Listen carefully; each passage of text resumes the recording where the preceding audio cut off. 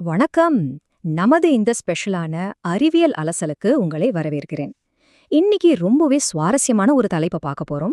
அதாவது இயற்கை நமக்கு கொடுத்திருக்கிற அருமையான சத்தான பழங்களுக்கும் நம்ம கலாச்சாரத்தோடவே கலந்திருக்கிற நமக்கெல்லாம் ரொம்ப பிடிச்ச பிரியாணி மாதிரியான உணவுகளுக்கும் இடையில இருக்கிற அந்த சமநிலைய எந்த குழப்பமும் இல்லாம ரொம்ப தெளிவா இன்னைக்கு நம்ம தெரிஞ்சுக்க போறோம். சரி, வாங்க நேரடியா விஷயத்துக்குள்ள போயிடலாம். இன்னைக்கு நாம பார்க்க போற விஷயங்களோட ஒரு குட்டி சுருக்கம் இதோ.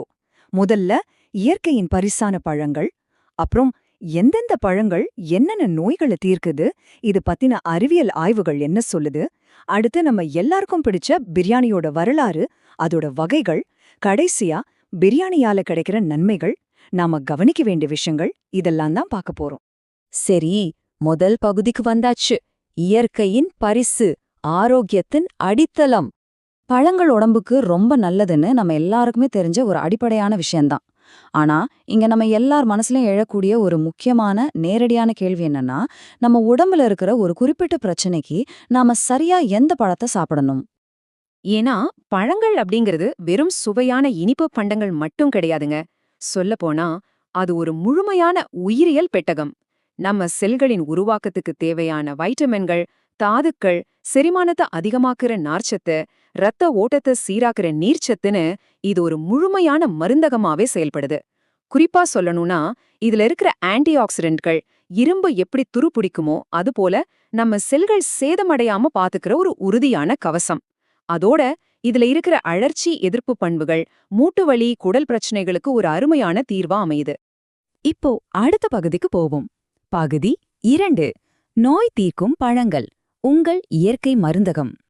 இது நிஜமாவே உங்க அன்றாட வாழ்க்கைக்கு ஒரு சிறப்பான வழிகாட்டி மாதிரி பயன்படும். உதாரணத்துக்கு, பப்பாளில இருக்கிற பப்பெயின் அப்படிங்கிற என்சைம் செரிமான பிரச்சனைகளை எப்படி தீர்க்குது, மாதுளையில இருக்கிற ஆன்டி ஆக்சிடென்ட்கள் அதிக கொலஸ்ட்ராலை எப்படி எதிர்த்து போராடுதுன்னு பாருங்க. ஆப்பிள்ல இருக்கிற நார்ச்சத்தும் பொட்டாசியமும் இதய நோய்களையும் மலச்சிக்கலையும் தடுக்குது. அதே மாதிரி பெர்ரி பழங்கள் நம்ம மூளையோட நினைவாற்றல் குறைபாட்டையும், கிவி பழம் தோல் வியாதிகளையும், நோய் எதிர்ப்பு சக்தி குறைபாட்டையும் ரொம்ப சிறப்பா சரி பண்ணுது. சரி, இதெல்லாம் சும்மா சொல்றதில்ல. பகுதி 3ல இதுக்கான அறிவியல் ஆதாரங்களை பார்க்கலாம். உலக புகழ்பெற்ற ராட்டர்டாம் ஆய்விலிருந்து நாம தெரிஞ்சுக்க வேண்டிய ரொம்ப முக்கியமான ஒரு விஷயம் என்ன தெரியுமா? பழங்களுக்கு அந்த அழகான அடர் நிறங்களை தர்ற கெரோட்டினாய்டுகள் அப்புறம் வைட்டமின் சி, இந்த ரெண்டும் நிறைஞ்ச பழங்களை தொடர்ந்து சாப்பிடுற பழக்கம் பக்கவாதம் வர்ற அபாயத்திலிருந்து உங்க மூளைய நேரடியாகவே பாதுகாக்குது. பல பெரிய அறிவியல் ஆய்வுகளும் இதேதான் சொல்லுது.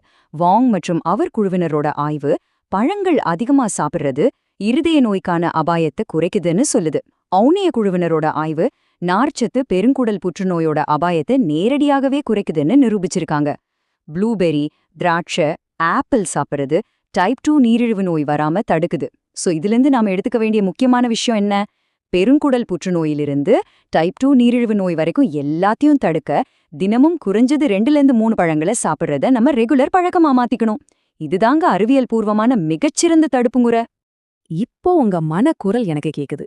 ஒரு பெரிய தட்டு பிரியாணிய வயிறு முட்டை சாப்பிட்டுட்டு கடைசியா ஒரு ஆப்பிள சாப்பிட்டா அந்த கொழுப்பு மொத்தமும் கரைஞ்சிடுமா அப்படின்னு நம்ம ஊர்ல பலரும் காமெடியா நினைக்கிறதுண்டு. நம்ம அன்றாட ஆரோக்கியத்துக்கு பழங்கள் ஒரு அருமையான அடித்தளம்னு பார்த்துட்டோம். ஆனா ஆரோக்கியமா இருக்கணுங்கிறதுக்காக நம்ம கலாச்சாரத்தோட ஒன்றி போன அந்த சுவையான பிரியாணி மாதிரியான கனமான உணவுகளை நாம சுத்தமா விட்டுடணுமான்னு? அந்த கேள்விக்கான பதில தெரிஞ்சுக்க பகுதி 4 பிரியாணியின் வரலாறு மற்றும் வகைகளுக்குள்ள ஒரு குட்டி சமையல் பயணம் போயிட்டு வருவோம். பழங்காலத்துல பாரசீக மற்றும் இந்திய உணவு முறைகளோட ஒரு கலவையா உருவான ஒரு உணவு இது.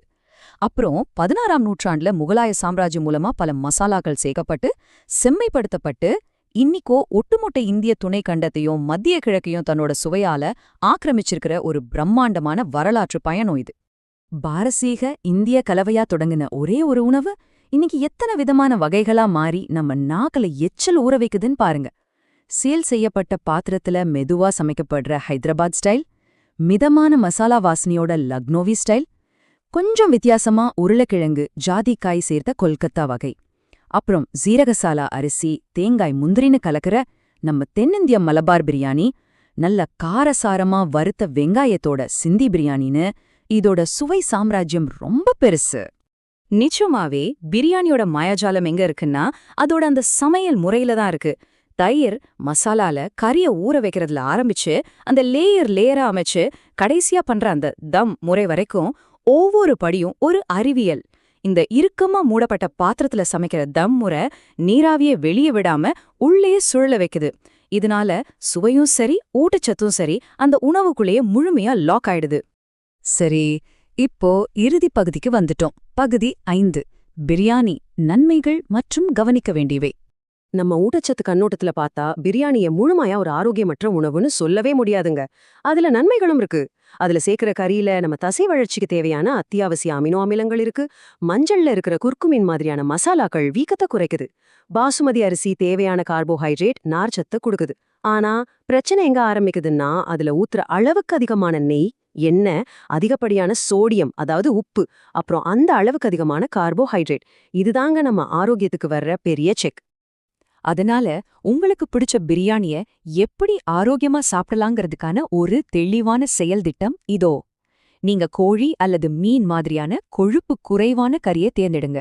உங்களுக்கு ரத்த அழுத்தம் அல்லது சுகர் இருந்தா நீங்க சாப்பிடுற அளவே கண்டிப்பா கட்டுப்படுத்துங்க. ஹோட்டல் பிரியாணில மறைஞ்சிருக்கிற உப்பு பத்தி கொஞ்சம் கவனமா இருங்க.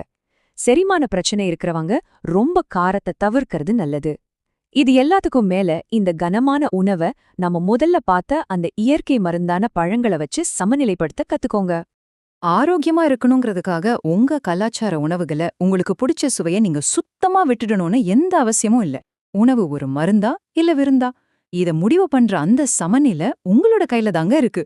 அடுத்த தடவை நீங்க சாப்பிட உட்காரும் போது இந்த ஒரு விஷயத்த மட்டும் யோசிச்சு பாருங்க. இன்னைக்கு உங்க தட்டுல இருக்க போறது வெறும் சுவை மட்டுமா இல்ல சுவையோட சேர்ந்த ஆரோக்கியமுமா?